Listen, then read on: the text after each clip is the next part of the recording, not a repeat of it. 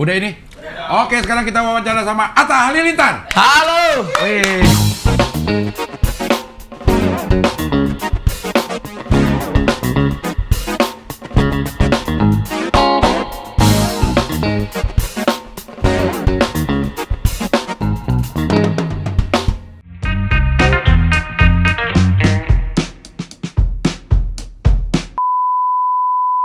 Apa kabar Cing Abdel? Baik, Sehat? alhamdulillah. Makasih Atta udah kesini. Seru banget loh bisa main-main ke rumah Cing Abdel, banyak makanan. Enak banget, aku baru dari bawah sampai atas tuh isinya makanan. Enak. Di sini enak bener. Atta, gue nge-DM lo dari 2018. Iya bener. Aduh. Maaf ya Cing ya. Aduh. Anak gue itu, Tak. Setiap hari nontonnya Gen Halilintar. Masya Allah. 2018 berarti umurannya 10 tahunan sama 5 tahun. Itu mereka beranjak remaja itu. Nonton. Terima kasih. Siapa anaknya Latisha? Latisha dan Delisha. Soalnya aku itu waktu tahunya dari orang-orang, aku lihat DM-nya tuh nggak masuk di tempat aku gitu loh. Masih yang kayak ada accept decline itu loh. Iya, betul. Jadi nggak ada yang di mana sih general itu. Iya, betul. Dan aku tuh nggak pernah buka yang kayak request gitu. Karena kadang-kadang rame juga kan kalau di request. Iya. Makanya waktu kemarin lihat, Om Abdel pernah beneran lagi saya waktu lihat, saya udah screenshot nih. Bener-bener nggak masuk ke DM saya deh. Wah, gue langsung gak enak banget. Aduh, gak enak sama Cing Abdel. Karena waktu itu gue anak gue itu beneran pengen diucapin sama lo, Tak. Bukan ini ya, maksudnya gue pengen kasih kejutan ke anak gue. Oh, surprise. Aduh. Gue bakal kasih surprise. Padahal kadang-kadang aku bilang bukan Cing Abdel aja, orang temen kayak saudaranya temenku atau bapaknya timku atau omnya, karena aku masih ngasihin gitu. Cuman aku nggak pernah nyampe kan. Cing Abdel.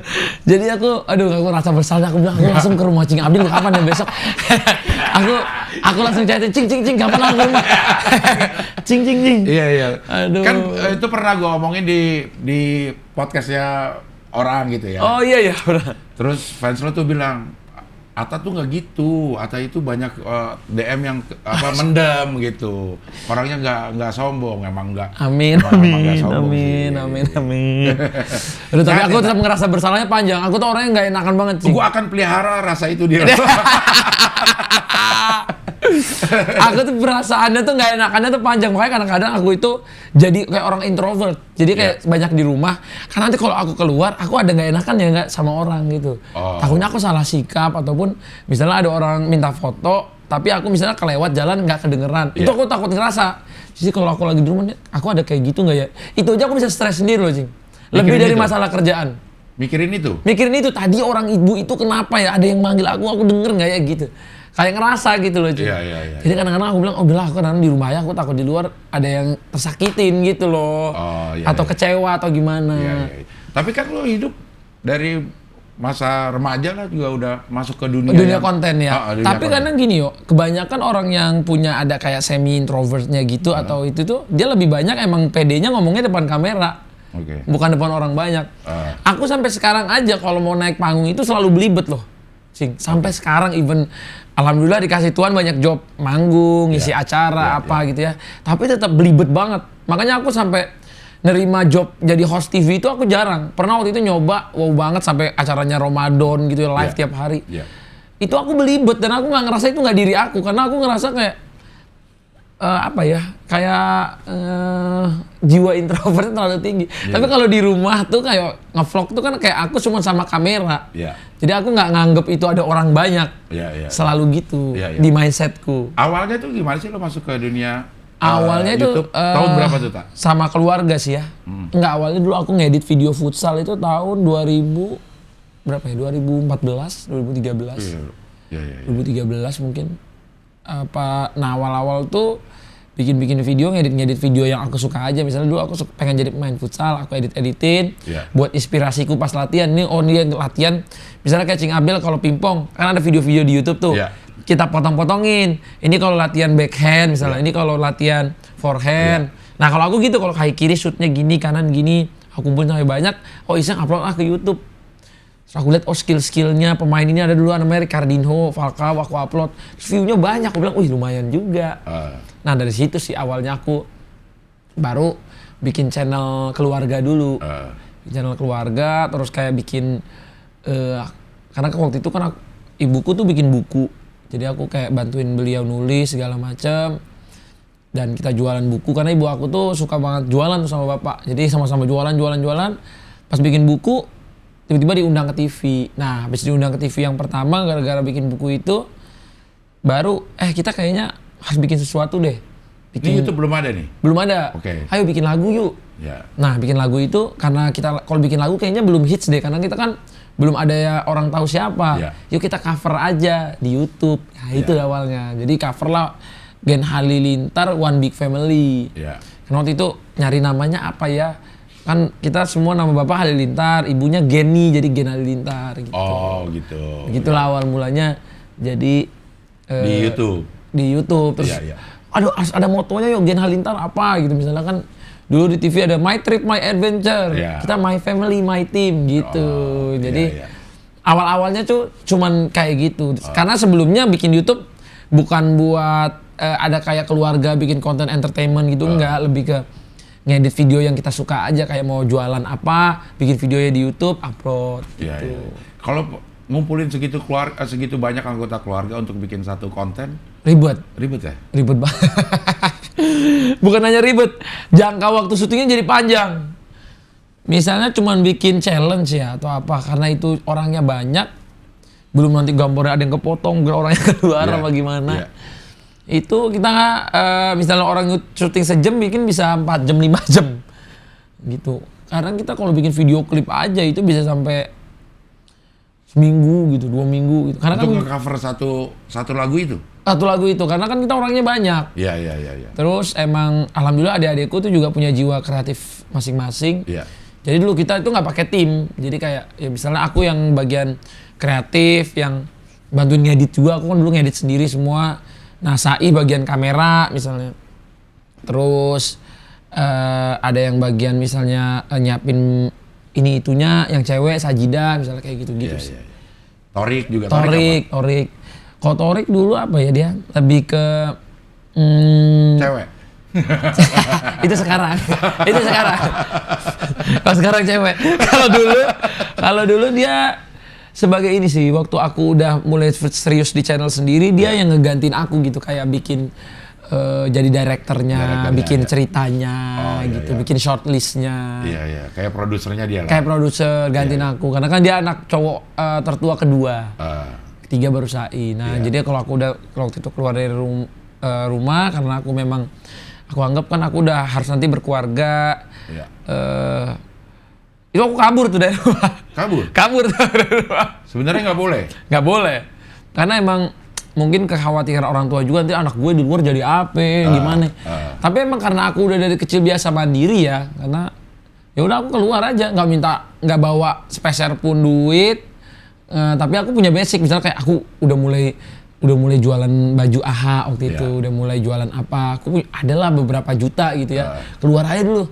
Nah pas keluar, baru di situ mikir, ayo kita nyari duit buat sewa rumah dulu. Jadi pas sewa rumah, nanti aku ada tempat tinggal, terus aku bikin studioan di bawahnya gitu.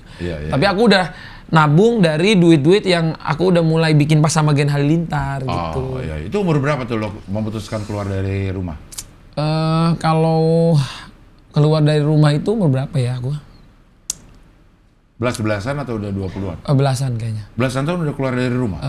Belasan gede ya, bukan belasan kecil ya. Iya. Kalau belasan kecil, itu aku lupa tahunnya berapa ya. Tapi waktu aku keluar itu memang aku udah diem aja, udah nggak pernah izin sama orang tua, nggak pernah ngasih tahu juga. Karena aku takut banget dimarahin awalnya. Karena aku tahu orang tua aku tuh pengen keluarga tuh semua bareng-bareng. Cuman aku tuh orangnya dulu memang di antara adik-adikku paling badung tuh aku. Oh gitu. Paling suka keluar sendiri apa gitu-gitu. Jadi lo kecil di mana sih, Kak? Gua kecil. Masa kecil? Masa kecil. Kotanya apa? Iya, kotanya atau sekolahnya atau lingkungannya gitu. Kecil aku di Jakarta, Depok. Dulu orang tua usaha di Depok. Terus ada ujian, dia ada kerjaan ke Malaysia. Terus aku ditinggal dulu di Indonesia tuh berapa tahun, baru nyusul ke sana karena sama Torik gitu-gitu. Aku tinggal sama Torik, tinggal di Jakarta, disuruh ikut santren gitu di deket Jabar, ikut pesantren gitu, kayak ada pesantren gitulah. Di Depok? Di waktu itu aku pindah ke dekat Sentul gitu ya. Ya disuruh ikut pesantren gitu, habis itu nyusul orang tua. Ternyata orang tua di sana kerjanya juga serabutan di sana gitu. Jadi coba sekolah setahun, habis itu akhirnya aku berhenti sekolah tuh di SD, cuman ngambil ijazah doang SD, habis itu udah nggak sekolah tuh. Jadi aku lanjut sama orang tua, bantuin apa aja lah, jualan apa aja. Basicnya dari kecil situ. Makanya jadi waktu aku belasan tahun itu aku keluar, aku udah keyakinanku, aku udah punya ilmu basic yang aku bisa struggle untuk bertahan hidup. Untuk bertahan hidup. Karena aku kan dari kecil emang mungkin udah sering sih aku cerita, emang gak dikasih jajan gitu sama orang tua tuh gak dikasih jajan. Jadi kita harus kreatif sendiri, misalnya jadi makelar, jadi apa gitu-gitulah. Yang memang secara formal pendidikan lo nggak sekolah? Nggak ada, aku nggak ada pendidikannya. Pendidikan hidup aku. Jadi makanya kalau orang bilang apa misalnya ini apa kecilnya udah dari kecil udah ada. Nah kalau udah ada aku pasti dikuliahin sama orang tua aku. Ini aku nggak bisa dikuliahin, nggak bisa SMA aja aku nggak bisa gitu. Itu murni karena tidak ada biaya? Nggak ada biaya. Emang aku tahu karena adikku 10. Jadi kalau yang lain sekolah aku mending adikku aja yang sekolah. Ternyata kan tapi bukan hanya aku, sampai umur berapa adikku juga pada nggak sekolah, tapi habis itu mereka lanjut ke homeschooling. Nah di homeschooling inilah, jadi kan murah, nggak ada biaya bulanan, nggak ada biaya seragam, nggak ada biaya baju, nggak ada biaya ongkos pulang pergi. Jadi murah, hemat keluarga kami nih. Dan homeschooling itu membantu kita bisa ujian juga kan, terus belajarnya bisa gurunya datang ke rumah juga jauh lah lebih murah untuk anak 10, 11 ya. Jadi aku tahu juga lah perhitungan orang tuaku, karena habis itu baru karena kita bareng-bareng bikin konten bareng-bareng, alhamdulillah rezekinya tiba-tiba ada dari situ. Nah iya, ada tiba-tiba bisnisnya semua jalan, semua anak-anak punya rezeki masing-masing. Nama Gen Halinternya juga gede, itu cepet lah habis itu. Iya. Tuh, tapi kan karena lo kan ini adalah patron anak muda lah waktu pada zaman amin, lo amin. Itu ya. Amin. Bukan artinya lo menghancurkan gak usah sekolah ya? Enggak, aku bukan nganjurin. Makanya kalau ada orang tanya, aku pernah tuh di suatu seminar, Bang, nih anak saya nggak mau sekolah, maunya kayak Bang Atta. Nah, itu dia. Nah, saya malah bilang, saya aja kalau punya anak, saya sekolahin sampai setinggi-tingginya. Tapi kalau buat kamu, yang orang tuanya nggak mampu nyekolahin kamu, jangan nyalain orang tua kamu. Kamu yang harus cari cara sendiri. Jadi aku ngomong kayak gitu untuk orang-orang yang nggak punya rezeki lebih untuk sekolah. Tapi kalau misalnya anak sekarang orang tua lu udah biayain lu, tapi lu malah ngecewain orang tua lu, itu yang salah. Mending lu gak sekolah sekalian. Tapi kalau lu udah dikasih kesempatan gini, ambil lah. Istilahnya orang gak sekolah aja bisa loh, apalagi orang yang sekolah. Misalnya kita nggak punya basic, misalnya kayak ilmu kimia ini itu apa segala macam, nggak ada expertise yang dicari pas kuliah. Jadi emang ujiannya dan usahanya harus lebih keras. Harus lebih keras, iya. Kemarin Atta nggak sekolah bukan karena memang nggak perlu sekolah, bukan nggak mampu sekolah. Nggak mampu sekolahnya. Malah kadang-kadang orang tuh suka nggak percaya, masa sih nggak mampu. Orang aku tuh ada track record, ini temen SD ku nih Mas yang di depan. Lo sekolah tapi? Sekolah. Ini temen SD ku. Sekarang kerja sama aku gitu kan. Maksudnya aku tuh dulu emang di sekolah tuh ya nggak bayar SPP. Mamaku tuh sampai aku inget banget mamaku tuh nangis ngadep sekolah. Pas saya nggak mampu bayar SPP anak saya gitu. Nunggak 2 tahun gitu. Wah, jadi, 2 tahun lagi nunggaknya. Iya. Jadi aku ngerasa kayak, kok aku kayak nyusahin keluarga jadinya gitu ya. Lihat orang tua aku kadang pulang kadang-kadang kok nangis habis dari ruang kepala sekolah gitu. Ya udahlah, aku ikut kerja aja, aku nggak usah sekolah Mi gitu. Aku nggak usah, kita misalnya bapakku masang internet, aku masang internet HP di Malaysia waktu itu. Karena kan nyari duit di sana mungkin waktu itu mungkin ada traumatik kerjaan di Jakarta yang ada ujiannya. Jadi bapakku pengen kerja di sana, ya aku ikutlah sebagai anak. Gitu. Jadi strugglingnya di masa anak-anak justru ya? Di masa anak, jadi aku kehilangan masa anak-anak, jadi kadang-kadang childish-nya terlambat. Makanya kan waktu udah gede, waktu udah dikasih Tuhan rezeki itu, apa yang pas kecil aku nggak bisa beli itu pengen dibeli. Nah di situ aku jadi kena sindromnya di situ. Jadi kayak kecil, begini nanti waktu udah gede aku pengen punya mobil ini, pengen punya gini. Itu yang aku catat terus setiap hari. Gitu, pengen ini, pengen ke Mekah, pengen ini, pengen jalan ke sini, ke situ gitu. Jadi semua wishlist itu yang jadi apa ya, yang aku baca terus, dia menekan ke diri aku, kerjanya harus keras. Harus keras, ya. Sekarang wishlistnya udah contreng semua? Alhamdulillah berkah dari Tuhan, alhamdulillah udah contreng. Sekarang tinggal wishlist yang lain tuh ya lihat anakku sehat sampai besar, pengen melihat anakku sekolah, pengen melihat anakku nanti, pengen nganterin dia sampai nikah, wishlist yang kayak gitu. Udah nggak ada wishlist pribadi tuh, aku udah menurutku nggak ada ujungnya. Jadi ketika kalau aku tambahin wishlist, misalnya pengen ini harus punya gedung ini punya, menurutku itu cuman bikin aku makin stressful dengan hidup yang aku udah punya anak. Aku lebih pengen peace, stay peace, terus kalem. Ya nggak kekurangan juga, alhamdulillah ada aja rezeki tiap bulan. Ada yang percaya brand-brand besar juga, jadi oke. Wishlist apa ya dulu yang kayaknya nggak mungkin tercapai, ternyata akhirnya tercapai juga? Apa yang ya? Seneng banget akhirnya, gue bisa mencapai ini gitu dengan kerja keras. Kalau dari segi dunia ya, aku dulu punya lembar, namanya wishlist dunia, wishlist akhirat. Dulu aku udah kayak gitu. Jadi aku aja dari kecil itu udah belajar punya 3 rekening. Jadi satu buat wishlist dunia, satu buat bulanan, satu wishlist akhirat. Jadi 3 rekening ini aku harus bagi setiap bulan. Even dari penghasilanku 1 juta, 2 juta, tetap dibagi. Atau 3 juta harus dibagi. Jadi itu wishlistku. Nah, jadi waktu wishlist dunia aku tuh kayak dulu ya misalnya kayak pengen punya Lamborghini, pengen punya apa tuh wishlist dunia. Itu udah lo tulis dari dulu? Tulis dari dulu. Tapi itu wishlistnya nggak mungkin. Jadi aku tuh reasonable. Ini wishlistnya kayaknya nggak mungkin deh, gitu. Kalau yang mungkin kayaknya aku yang penting punya mobil bagus. Akhirnya waktu itu aku capek, ternyata kayaknya bisa nih yang ke atas. Jadi itu yang aku kejar. Nah, kayak punya apa ya, misalnya dulu punya tim bola, tim futsal, tim olahraga itu kan aku nggak pernah nyangka di umur 20-an dulu, aku 26-an aku udah punya tim bola gitu, tim futsal. Itu wishlist yang menurutku yang nggak bisa diprediksi oleh kepala gitu ya. Ada aja jalannya. Ada aja gitu jalannya. Itu apa tuh menurut lo yang bisa nganterin lo ada ternyata jadi bisa gitu? Mungkin karena ada wishlist akhiratnya. Nah, Mungkin karena dulu aku juga punya impian, kayaknya suatu hari aku harus bangun pesantren, harus bisa bangun rumah ibadah, bangun apa. Nah itu tuh mungkin gara-gara combine itu aku ngerasa kayak ada berkahnya gitu. Jadi apa yang aku pengen aja gitu terus ada aja. Kadang-kadang aku nggak pernah ngitung sebulan harus nabung sekian, nggak ngitung. Aku orangnya paling apa ya, kalau bisa dibilang boros enggak. Tapi kalau dibilangin mikir banget juga dulu enggak. Jadi misalnya aku harus punya rumah produksi nih, nyewanya misalnya 50 juta. Nah duitku tabungan karena jadi makelar apa segala macam 50 juta aku pakai buat itu, padahal best bulan depan harus gajian. Tapi aku gajian karyawan, misalnya aku punya 2 karyawan, tuh aku harus gajian kan nggak ada duitnya. Tapi aku yakin pokoknya nanti dari rumah itu aku akan bisa ngasilin buat orang-orang ini. Nah jadi aku tuh yakin kayak gitu. Yakin gitu yang bisa membuat mungkin aku sekarang ngerasa mungkin apa karena gue seyakin itu ya sama hidup gue, jadi kayak Tuhan kasih aja jalannya gitu.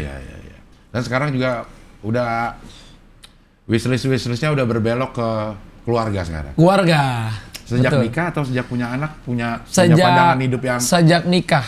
Sejak nikah. Kalau dulu tuh aku pengen jadi nomor satu di segala bidang hal yang aku ikutin. Misalnya aku ke YouTube, aku harus jadi nomor 1. Aku gini harus jadi nomor. Nah kalau sekarang gimana aku jadi nomor 1 buat anakku. Wishlistnya jadi berubah. Jadi kayak nggak mau ngoyo-ngoyo banget. Kadang-kadang tiap hari masa umur segini pagi-pagi udah main di rumah sih sama anak-anaknya, bukannya berangkat kerja dulu. Aku bilang aku berangkat jam 11 jam 12 karena sebelum itu aku mau main dulu sama anakku. Kenapa nggak dari pagi aja? Karena menurutku waktu aku cengkrama di pagi hari itu mahal menurutku. Karena kadang-kadang kan aku pulangnya tengah malam atau malam, jadi nggak baru tidur bareng. Paling antara Sabtu Minggu baru aku main sama anakku kan. Jadi di hari-hari lain aku akan lihat terus perkembangannya di jam-jam itu. Jadi itu wishlist nomor 1. Nomor 1 itu ya. Sekarang udah berubah ya? Berubah. Kebahagiaan Atta Halilintar bukan pribadi. Pribadi, udah bukan. Udah ngeliat anak, istri bahagia itu menjadi kebahagiaan nomor 1. Kalau yang pribadi udah kayak bekas-bekasan yang dulu aja sih ya. Udah nggak terlalu gimana harus gini banget. Lebih ke nyari harus bikin impact sih sekarang ya. Karena kan anak ngeliat. Betul. Kalau dulu kita bikin apa aja, mau bagus mau jelek, karena nggak mikir. Karena ya udah paling kita kan maksudnya nggak ada anak, nggak ada istri, nggak ada tanggungan, terus nggak ada kesannya tuh kayak ya udah aman-aman aja lah, nggak ada yang terlalu dipikirin. Betul. Punya anak, oh nanti anak gue gimana ya mikirnya kalau gue gini. Jadi sekarang gue harus jadi bapak yang contoh yang baik buat dia dong. Jadi karena kan dunia online ini ada ada jejak digital ya. Nanti anak gue tuh akan lihat aja yang orang tuanya bikin. Jadi aku harus jadi contoh yang baik, bikin ya apa aja yang aku hobi. Nah di situ aku harus berimpact untuk lingkunganku, untuk bangsaku gitu. Iya. Impact untuk orang banyak ya. Iya, harus berimpact. Lo ada pelajaran yang lo ambil gak dari masa kecil lo, dari struggling lo di usia SD? Maksudnya kasih sayang orang tua juga terbagi di 11 anak gitu. Yang kayaknya yang ini gue nggak boleh terjadi sama anak gue sekarang gitu. Oke. Apa yang? Nah kalau itu jadi yang aku dulu ya. Iya. Kayaknya anak gue nggak boleh ngerasain nih. Kalau gue sih nggak mau anak gue ngerasain.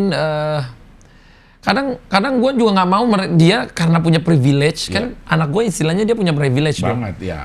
Dia punya privilege, dia udah dari kecil udah followernya banyak. Dia pasti punya privilege. Dia bapak ibunya mungkin udah kerja buat dia punya. Tapi walaupun dia punya privilege, aku tetap akan pengen ada ngerasanya dia susahnya kayak aku. Oke. Susah untuk di dunia ini nggak apa aja dia bisa dapat. Tapi aku udah siapin backup plan-nya buat dia. Cuma itu hanya aku yang tahu. Aku nggak mau ngasih tahu dia. Gitu. Mungkin di podcast ini jadi ketahuan. Tapi nggak tahu apa. Tapi nggak tahu kan apa backup plan-nya. Cuma kan gini, maksud gue sebagai orang tua kan kita pengennya normal. Anak pengennya aman aja dah. Bener. Semua orang tua pengennya kayak ya udah lu dari aman lah, bapak ibu lu udah siapin. Tapi gue takut anak gue nih nggak jadi apa-apa. Karena udah semuanya aman. Jadi dia nggak punya passion lagi. Maksudnya nggak punya kerja keras di suatu hal yang dia suka. Gue cuman ini dilemanya. Gue mau pastilah kita kerja buat anak. Kita nyiapin rumah yang bagus, kita nyiapin pendidikan, makan minum buat dia. Bulanan gue cari kalau gue kerja paling pertama buat keluarga gue, buat anak istri. Tapi di suatu hal gue dalam hati gue kan bisa begini karena gue struggling. Nah kalau anak-anak kita ini dia ngerti nggak arti struggling? Tidurnya udah enak, naik kecil pakai AC ya kan? Dilema jadi ya sebenarnya. Dilema semua.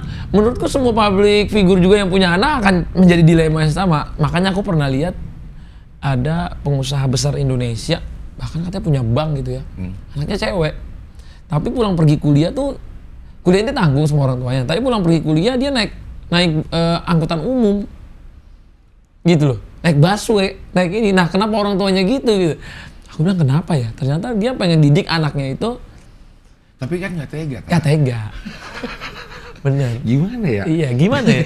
Kadang aku juga mikir gitu. Anak gue kasihan juga anak gue. Terus ya ada pertimbangan lainnya. Anak gue nanti orang kenal nggak ya di jalan? Dia digangguin nggak ya? Itu pasti. Jadi kita akan ada dilema itu sih, Cing.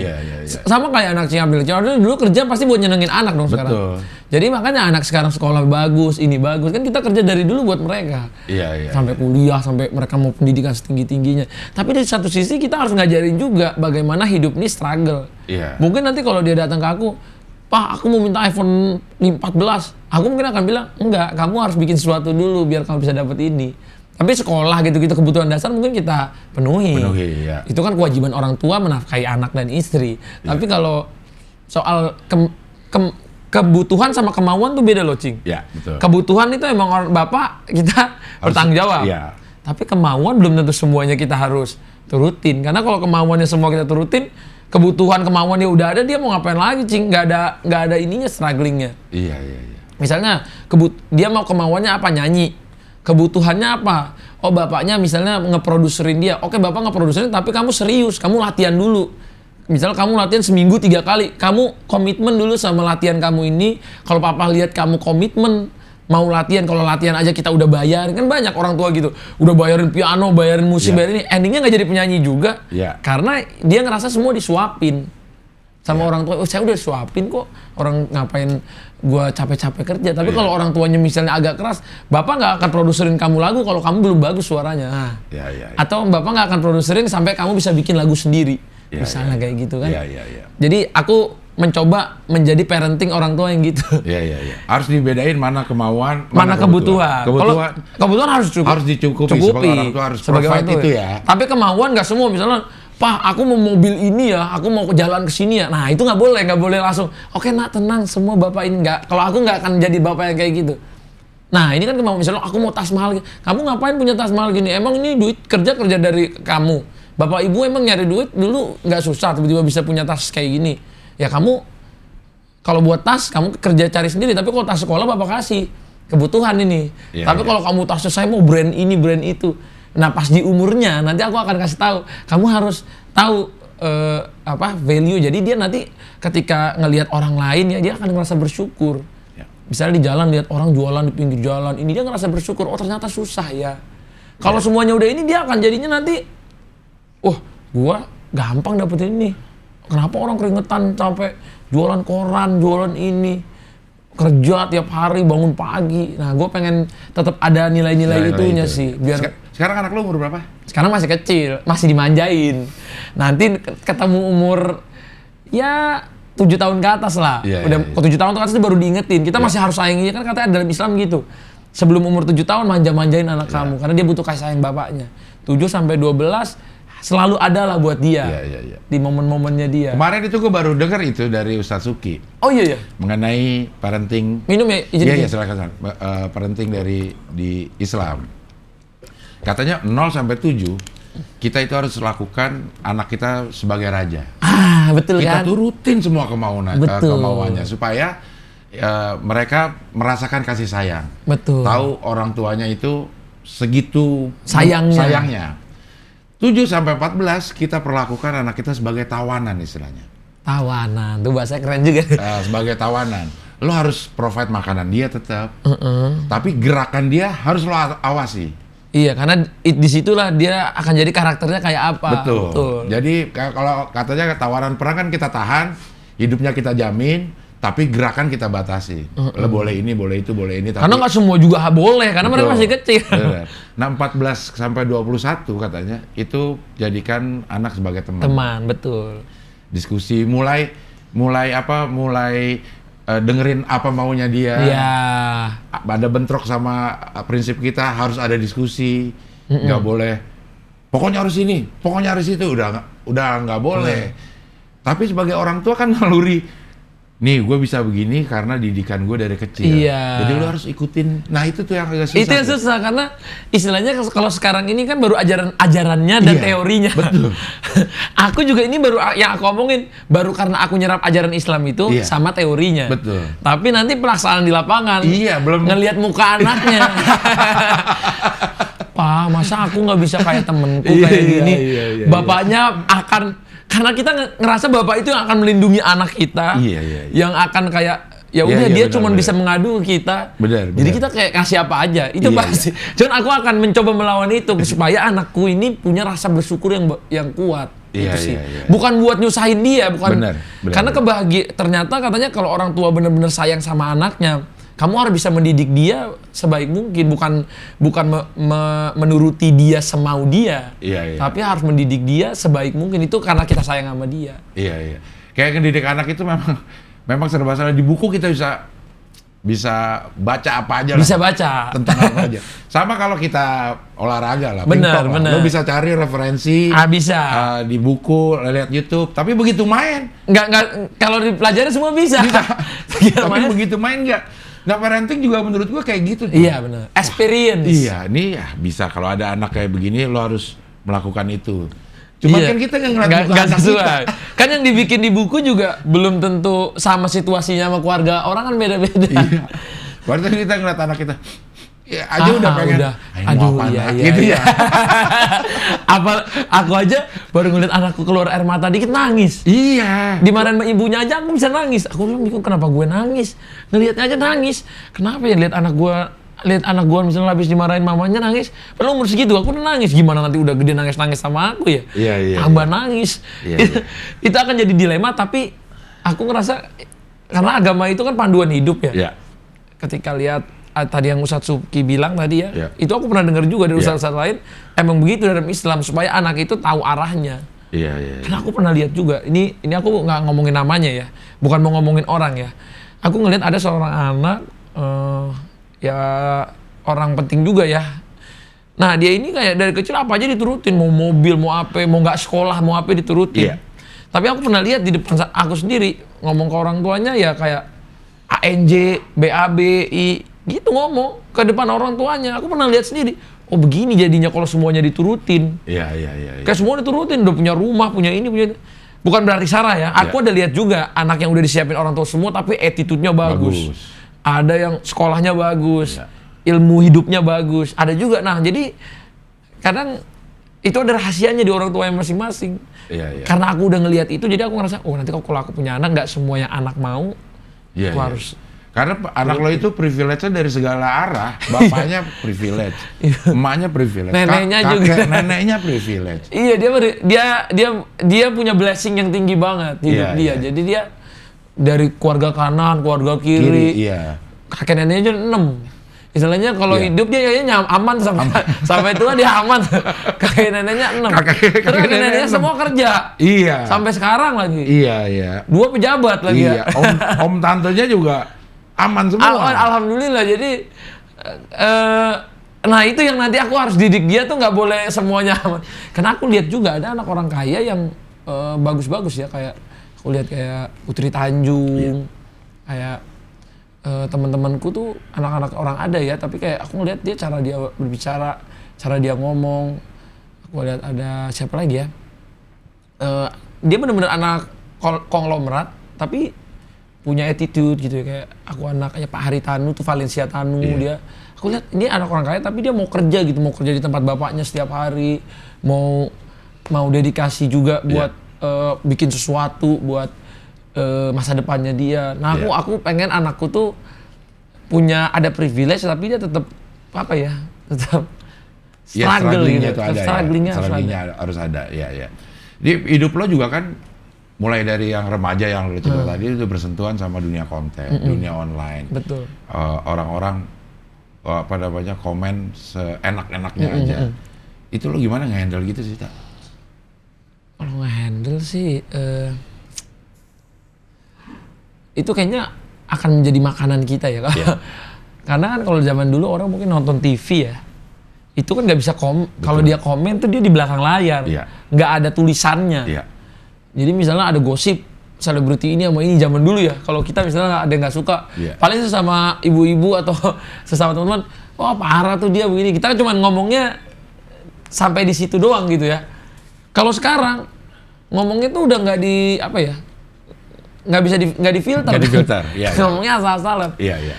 Cuman waktu aku umur 3-4 tahun yang lalu tuh aku udah punya pendirian. Kamu bekerja di industri ini, kamu susah, kamu miskin, kamu diolok-olok, direndahin. Kamu sukses, kamu juga akan begitu.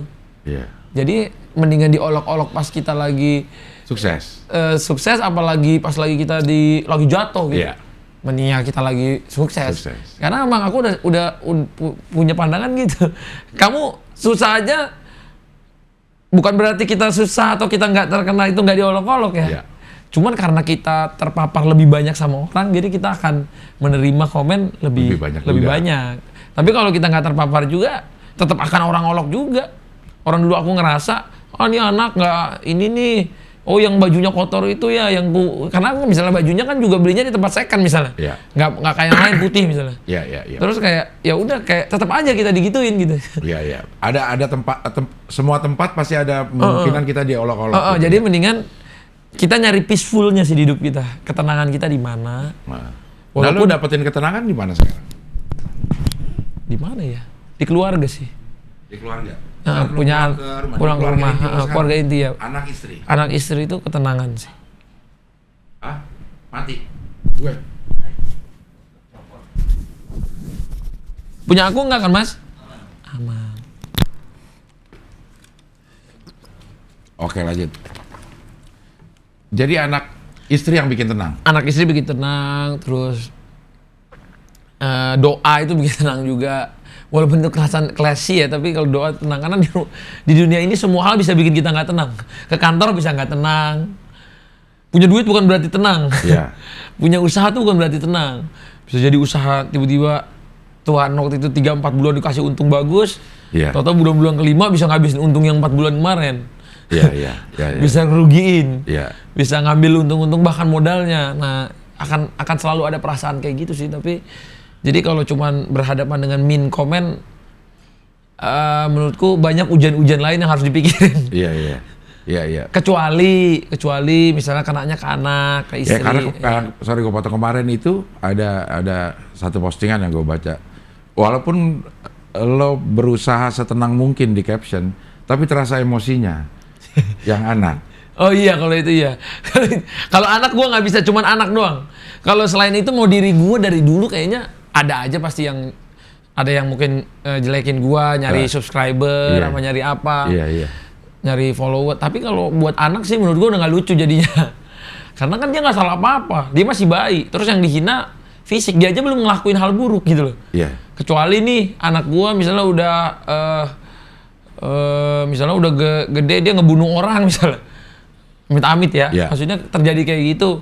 Atau mukul orang tiba-tiba tanpa alasan, terus dihujat netizen, gue akan malah akan ingetin resiko lu gitu. Tapi anak gue apa salahnya, masih bayi, masih kecil gitu loh. Dihinanya kan dibilangnya masalahnya autis, anak haram ini ya, itu gue kalau itu sih aku nggak bisa terima itu. Kalau itu doang yang aku nggak bisa tolerir, karena istilahnya kalau orang yang di depan mataku aja aku bisa berantem gitu. Even orang yang badannya besar atau aku sering ngomong kayak gitu. Gimana pun aku akan jadi garda terdepannya buat anak istriku. Iya.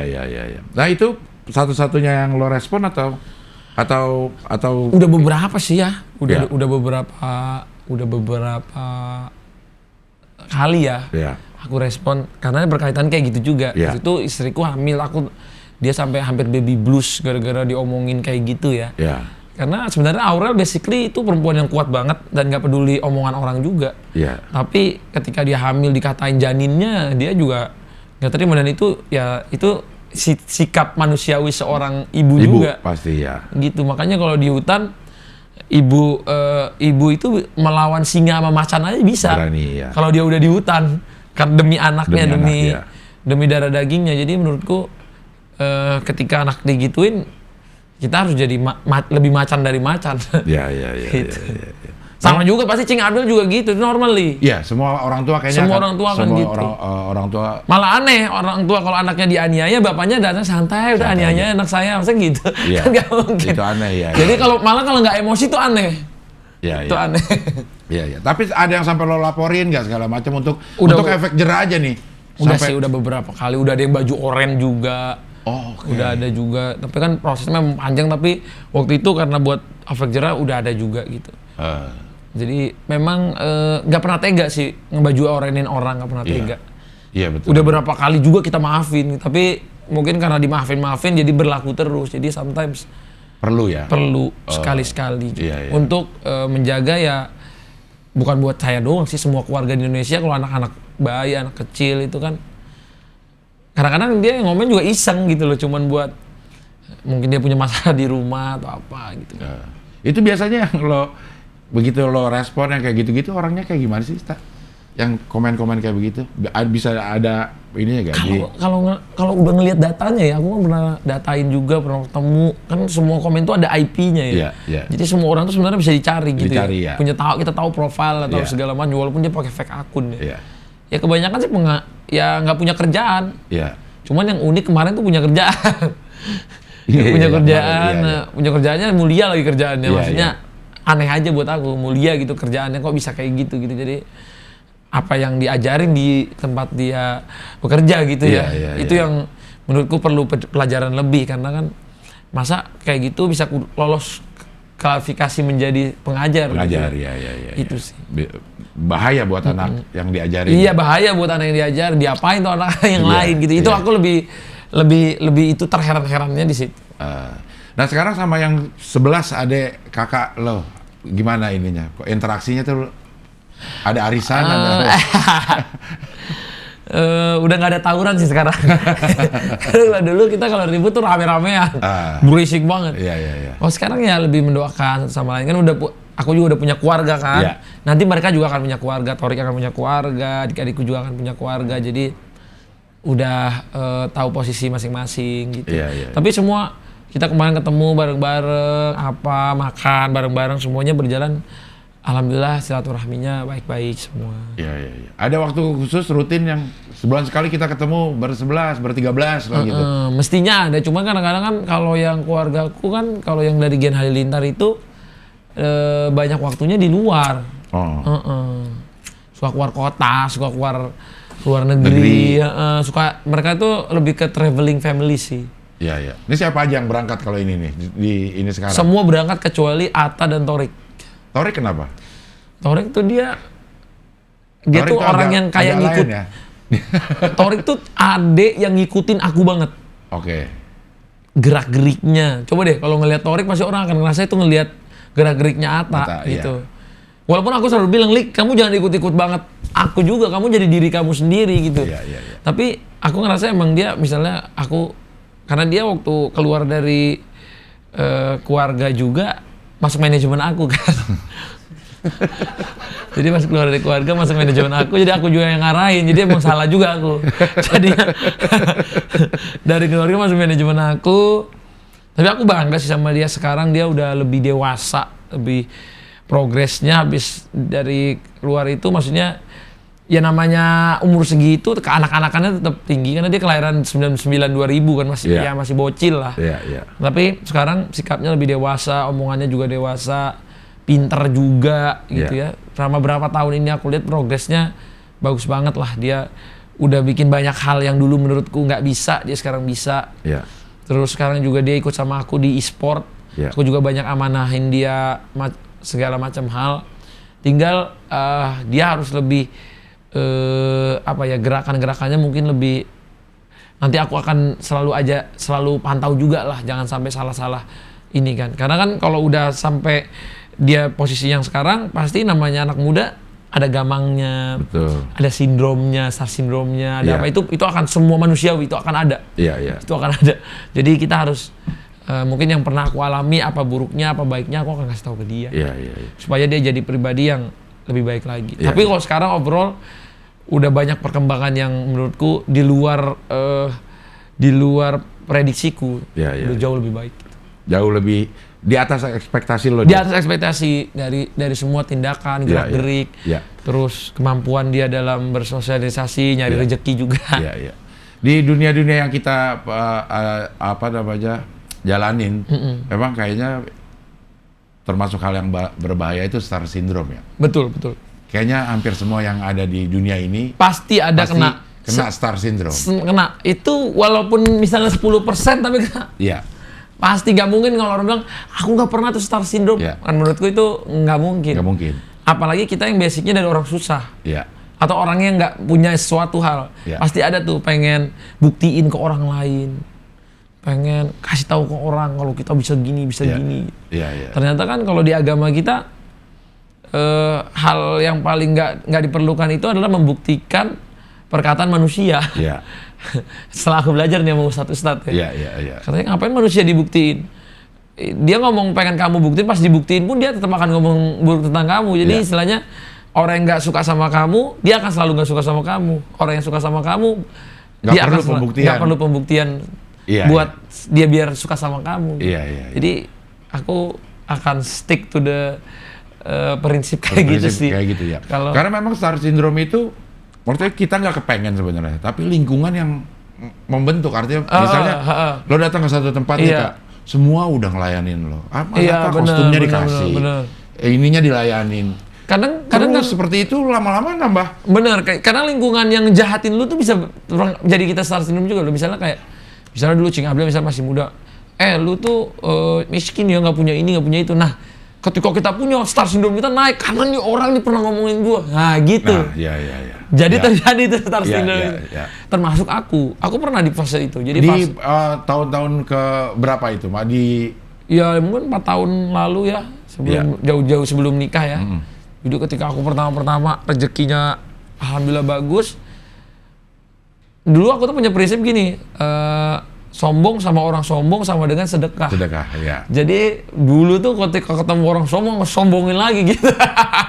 Karena kan kita masih, jiwa mudanya masih membara. Iya. Gitu, jadi ibaratnya kalau aku main bola, ini orang ngegocek-gocek, aku depan dia, aku gocek lagi dia gitu loh. Karena kita pengen buktiin gitu kan. Ternyata kan itu tuh termasuk dari ada star syndrome-nya. Iya. Termasuk, jadi misalnya dulu orang ini begini, gua begini gitu. Dulu gua misalnya ditinggalin cewek atau diselingkuhin gara-gara dia punya Pajero, gua harus beli yang lebih bagus gitu. Kayak gitu-gitu. Itu menurut gue termasuk star syndrome. Nah, lo terus akhirnya mengikis di situ pada saat titik apa? Karena ada orang yang nggak sadar bahwa dia lagi star syndrome gitu. Menurut dia hal yang biasa aja. Karena gitu. menurutku gini, ketika begitu hidup lu nggak akan tenang. Sebenarnya kalau mau jujur ya. Mau jujur ya. Kalau nggak akan tenang karena kita capek bukti-buktiin orang. Iya. Capek, makanya kadang-kadang kita tuh harus menghapus kata kompetitor menjadi kolaborator. Kolaborator ataupun motivasi gitu.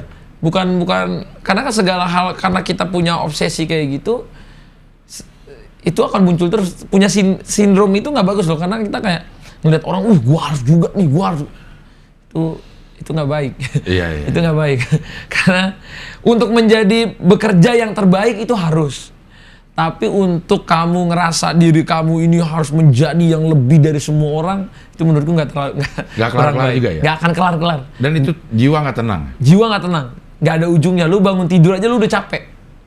Baru bangun tidur, wah capek banget ya rasanya tuh kan. Dan itu lu terasa tekanan itu terus, stressful tinggi. Even punya rezeki sebanyak apapun, tetap hidup lu kayak nggak tenang.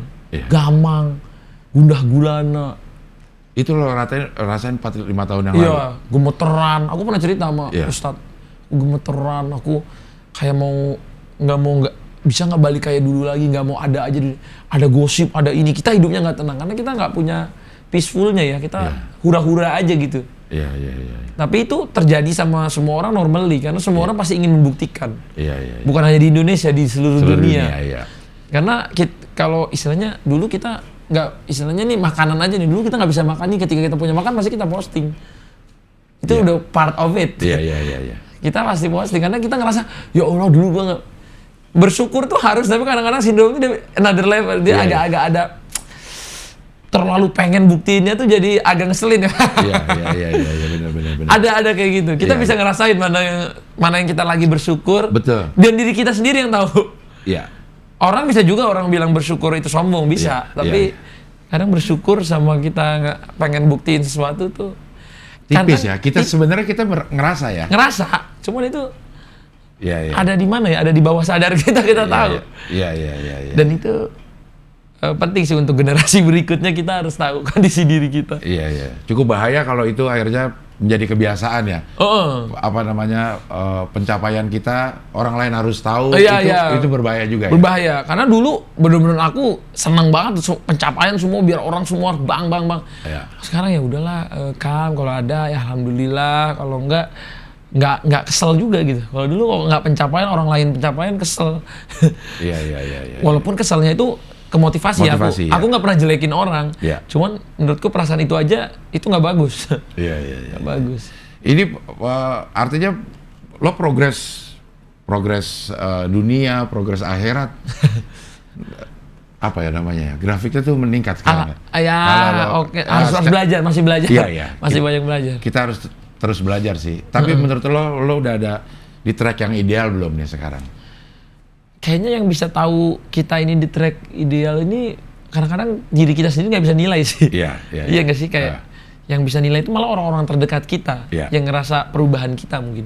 Tapi kalau kita sendiri itu kita nggak bisa ngerasa, karena kita manusia tuh punya akal, punya hati, punya nafsu.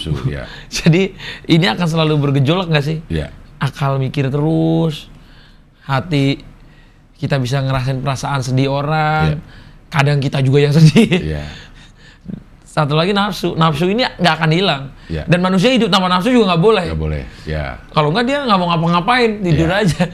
Harus ada tuh nafsunya. Kayak misalnya tiba-tiba lihat Cing Abdel main pingpong, wah gue juga harus bisa kayak Cing Abdel. Itu nafsu itu ada loh. jiwa kompetisinya tetap Yeah. ada. Yeah. Cuman kita yang harus mengkontrol diri kita. Yeah. Sejauh mana sih kita harus punya 3 ini tuh jadi hal-hal yang baik. Yeah. Kalau nafsunya untuk sama-sama berlomba-lomba ke yang baik, kenapa enggak? Misalnya, wah orang itu kok bisa bikin orang lain se-happy itu ya, gua harus bisa nih lebih happy lagi orang ini. Kan itu nafsu juga. Betul. Tapi kita harus bisa kontrol sih yang ada di diri kita sih. Yeah, Itu yeah. sih. Jadi kalau aku ngerasa aku yang baik atau enggak, aku belum bisa menilai diri Tapi aku. dari jawaban lo kita bisa menilai bahwa Amin, maksudnya amin. orang bisa secara bijak mengetahui bahwa hidup ini ada 3, ada akal, ada hati, ada nafsu, kan perlu kedewasaan juga. Artinya lo udah bisa memilah, oh yang ini nafsu nih. Iya, Jadi yang jangan nafsu. terlalu gue turutin. Iya. Gue harus lebih banyak bermain hati karena kan iya atau enggaknya kita melakukan sesuatu kan dari hati. Heeh. Akal tinggal kayak eksekutor. Kayak kita pengen nyolong nih. Iya. Kan hati kita tuh, udah lo colong aja. Setelah itu baru akal kita yang kerja. Caranya kayak gini nih Del, kalau lo mau nyolong gitu. Nafsu kita tuh yang bermain untuk bilang hati kita udah colong aja gitu. Tapi menurut gue itu perlu kedewasaan supaya kita bisa tahu gitu bahwa tingkah laku kita tuh dipengaruhi oleh 3 itu gitu. Dan lo dengan umur berapa sekarang? 28 tahun? 28. Oke banget Atta. Oke, terima kasih. Oke banget gitu bisa. Tapi masih belajar Iya, banyak. semuanya harus Masih belajar. Harus belajar, apalagi hidup berubahnya drastis. Drastis. Saat lo bujang sampai Bener. terus berumah tangga. Fase hidupnya drastis dan cepat, gue termasuk cepat. Iya. Dan adaptasi harus Harus cepat juga. cepat juga gitu ya. Toto sekarang mau anak 2 itu kan cepet ya. Nggak pernah kepikir gitu ya. Nggak pernah kepikir. Nggak pernah kepikir gitu. Sekarang umur kandungan berapa bulan? Mau 7 bulan. Mau 7 bulan. Jadi sekitar 2 bulanan lagi. 2 bulan lagi ya.